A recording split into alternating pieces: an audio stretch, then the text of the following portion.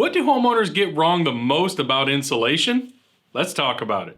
So the most common misconception by far by homeowners when it comes to insulation is R value. Most of the time, and the average homeowner thinks that R value is the only thing that matters. They're just looking for a certain number, and that number could be, a ton of different things, but they think R value is the only thing that matters, and they heard one person say one time from someone's brother that this R value is the answer, and that's all they will accept. Unfortunately, there's a lot more to the story than that. We're just gonna go over some of the highlights today, but I hope this really opens the door for you. When it comes to insulation, R value loosely measures a material's ability to resist conduction. When we look at heat transfers in three common ways: conduction, which is physical touch; convection, which is air movement; and radiation, which is heat waves. Like you can think of the sun or standing next to a bonfire, something like that. Convection, air movement. You can think the wind. If you're standing outside on a windy day, you're gonna get much, much colder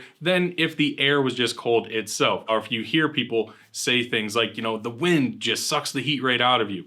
That is actually happening. Conduction is the easiest thing to think about. Physical touch. If you put your hand on a hot stove, you're gonna feel the heat. Again, that's heat transfer. And R value only loosely measures conduction. Now, I keep saying loosely measures conduction. The reason I say it that way is we have to think about how R value is measured. R value is measured in a closed space, so eliminate any impact from convection, and it measures how much heat passes through one side of a material and gets through to the other. During this test, it actually finds how much heat transfers through the material, which is actually your U value. And then from that U value, you find how much heat did not transfer through, or how much heat this material resisted, and that's where you get your R value from. So again, you can see the R value test, although it is important and we should pay attention to R value, it doesn't really tell the full story, because again,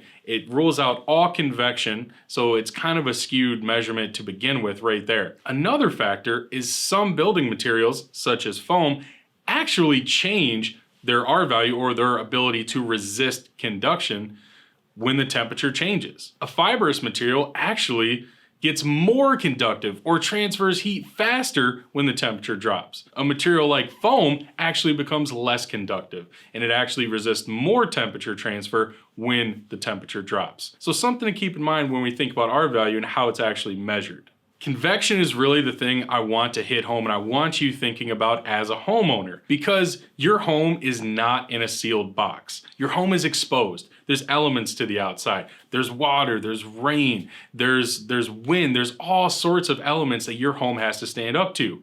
And obviously wind is going to play a major factor. So if you completely do not think about an air seal or a building envelope in any kind of way, you can have the highest R value in the world. You could have an R1000, but if there's all types of penetrations and leaks and areas where air is getting into and out of your home, it will never be energy efficient. So you have to think about your building envelope, which tackles the convection side of heat transfer. When it comes to radiation, a lot of that is handled with the cladding that's on your house or the exterior. Think about your roof shingle, the material and the color of that. Black shingles will absorb a lot of heat, so if you live in a warm climate, keep that in mind. Same thing, your siding. You should have a house wrap underneath that siding. All these different things come together as a system. So when you're looking at an insulation material, yes, R value is important, but I want you to be thinking about other things. Is this material going to help with convection? Is it going to help establish my building envelope? Radiant heat transfer